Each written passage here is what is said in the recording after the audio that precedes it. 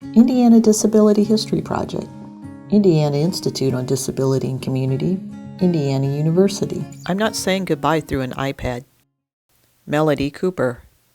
One of them that's in New York, and I asked her, I said, you got to tell me. I said, my husband left the window, his room Tuesday. I said, she said, yeah, he's sick. She said, I don't know how sick, but he is sick. She said, I will keep you informed. I said, can I see him? That's all I want to do is see him. I'm only seeing him. And she said, no. She said, I'm going to test him. I'm going to test now.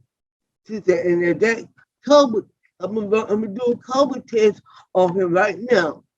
She said, that COVID test come back. He don't have COVID. She said, you can come on in the morning and see him.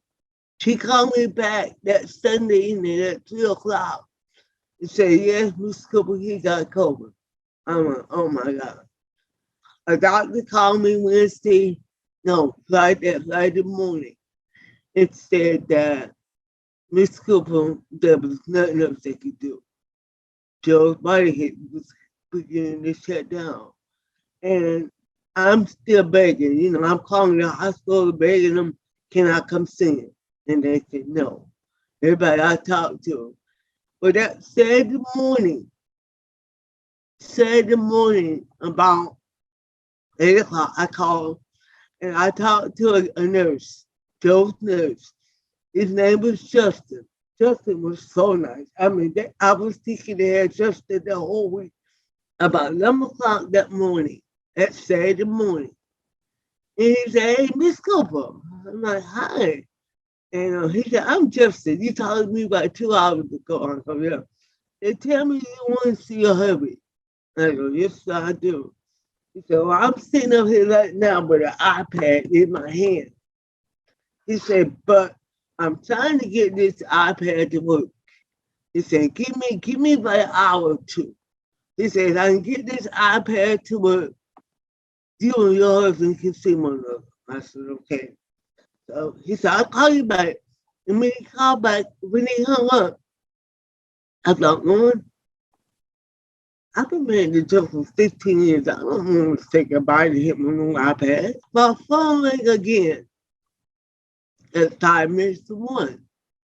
And he said, Miss Cooper. I said, huh? He said, it's Justin again. He said, I'm so sorry. And when he said sorry, my feelings dropped. He said, Miss Cooper, he said, I am so sorry. He said, but I've been playing with this iPad ever since I talked to you an hour ago. He said, I can't get this joker to work. He go, do you want to see him? And I jump. I go, are you serious? I go, they've been telling me all week. He go, I know. He go, but I don't think, he goes, he make it one more day. He go, I'll be serious. I'll be shocked. He said, hold on 1 minute. His supervisor was there. And he asked his supervisor. His supervisor told him to tell me, yeah, come on. But then we need to tell. And I stood there and I looked at him. He was tired to sleep, just my own, And I looked at him. And I seen him, like I said, he was a man, my husband, man that I had loved for 15 years. But I never seen him like that in my life, y'all. I talked to him. I wanted to touch him. I'm not gonna lie, I was scared to death.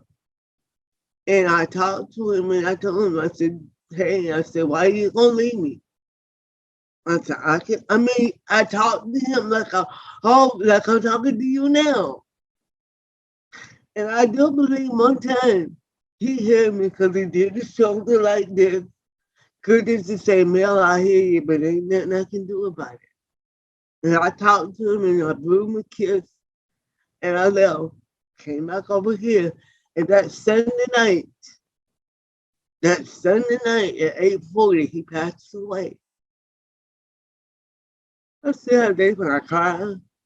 I call up in the room and I just it's been a bittersweet moment. Never dreamed that I would be a widow at 51 years old, and I'm like, oh my God. But yeah, it's given me a lot. I've learned myself, and I've learned so much about me. Music, Redwood Trail. Produced by Indiana Institute on Disability and Community, Center for Health Equity.